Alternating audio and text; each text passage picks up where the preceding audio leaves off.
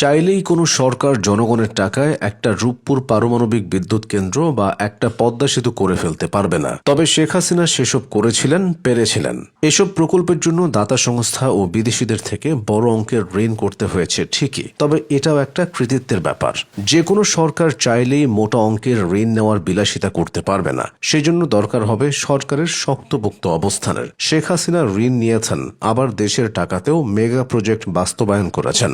যখন যা প্রয়োজন তখন তাই করেছেন। তার কাজে ছিল সবকিছুর সংমিশ্রণ। তার এই সাফল্যের নেপথ্যে ছিল সুদূর প্রসারী অর্থনৈতিক পরিকল্পনা, দৃঢ় রাজনৈতিক সদিচ্ছা এবং আন্তর্জাতিক দাতা সংস্থা ও বন্ধুপ্রতিম দেশগুলোর সাথে এক বিশেষ ধরনের কৌশলগত সম্পর্ক। শেখ হাসিনার বড় প্রকল্প বাস্তবায়নের প্রথম এবং প্রধান হাতিয়ার ছিল ইকোনমিক ডিপ্লোম্যাসি বা অর্থনৈতিক কূটনীতি। বাংলাদেশের ইতিহাসে অন্য কোনো সরকার আন্তর্জাতিক অঙ্গনে এত বড় পরিসরে দ্বিপাক্ষিক ও বহুপাক্ষিক সম্পর্ক উন্নয়ন করতে পারেনি। শেখ হাসিনা এটাও বুঝতে পেরেছিলেন যে শুধুমাত্র উন্নয়ন সহযোগী যেমন বিশ্বব্যাংক বা IMF এর উপর নির্ভর করে বড় প্রকল্প শেষ করা সম্ভব নয়। তাই তিনি বৈচিত্র্য নিয়ে এসেছিলেন।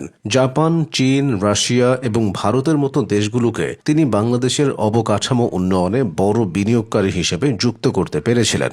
দাতা সংস্থাগুলো তখনই ঋণ দেয় যখন তারা কোনো দেশের ঋণ পরিশোধের সক্ষমতা এবং জিডিপি প্রবৃদ্ধির স্থিতিশীলতা দেখে। শেখ হাসিনার শাসনামলে বাংলাদেশের ধারাবাহিক জিডিপি প্রবৃদ্ধি বিশ্বজুড়ে বিনিয়োগকারীদের আশ্বস্ত করেছিল যে বাংলাদেশ একটি রাইজিং ইকোনমি। পদ্মা সেতুর উদাহরণটি শেখ হাসিনার অর্থনৈতিক সাহসিকতার এক অনন্য দলিল। যখন বিশ্বব্যাংক দুর্নীতির অভিযোগ তুলে অর্থায়ন বন্ধ করে দিয়েছিল, তখন তিনি পিছু না হটে নিজস্ব অর্থায়নে সেতু তৈরির ঘোষণা দেন। নিজস্ব অর্থায়নে পদ্মা সেতু নির্মাণের ফলে বিশ্বজুড়ে বাংলাদেশের ভাবমূর্তি বদলে যায়। আন্তর্জাতিক দাতা সংস্থাগুলো বুঝতে পারে বাংলাদেশ এখন আর আগের মতো শুধু সাহায্যের উপর নির্ভরশীল নয়। এই বিশ্বাসযোগ্যতাই পরবর্তীতে বড় বড় ঋণের পথ সুগম করে দেয়। মেট্রো রেল বা মাতারবাড়ি গভীর সমুদ্র বন্দরের মতো প্রকল্পে জাপানের বিশাল বিনিয়োগ মূলত এই আস্থারই প্রতিফলন।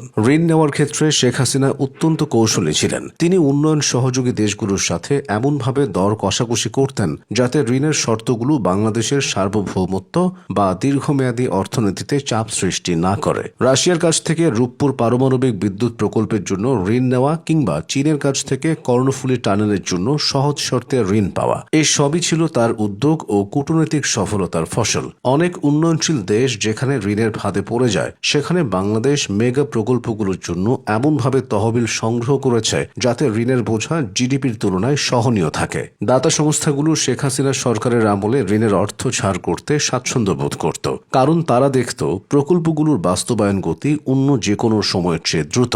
জনগণের টাকা বা রাষ্ট্রীয় কোষাগারের অর্থের সঠিক ব্যবহার নিশ্চিত করার জন্য তিনি fast track project monitoring committee গঠন করেছিলেন। বড় প্রকল্পগুলোতে দীর্ঘসূত্রতা কমানোর জন্য তিনি সরাসরি তদারকি করতেন। আমলাতান্ত্রিক জটিলতা কাটিয়ে প্রকল্পের কাজ এগিয়ে নেওয়া এবং সময়মতো অর্থায়ন নিশ্চিত করা ছিল তার শাসন ব্যবস্থার অন্যতম বিশেষত্ব। পদ্মা সেতুর সুবিধা এদেশের মানুষ যুগ যুগ ভোগ করবে। মেট্রো রেল এখন ঢাকা শহরে মানুষের কাছে আশীর্বাদ। রূপপুর পারমাণবিক বিদ্যুৎ কেন্দ্র দেশের বিদ্যুৎ খাতে বৈপ্লবিক পরিবর্তন নিয়ে আসতে চলেছে। এভাবেই জনগণের করের টাকার একটি বড় অংশ শেখ হাসিনা মেগা প্রকল্পের মাধ্যমে স্থায়ী সম্পদে রূপান্তর করতে সক্ষম হয়েছেন, যা পরবর্তী প্রজন্মের জন্য টেকসই অবকাঠামো হিসেবে বিবেচিত হচ্ছে।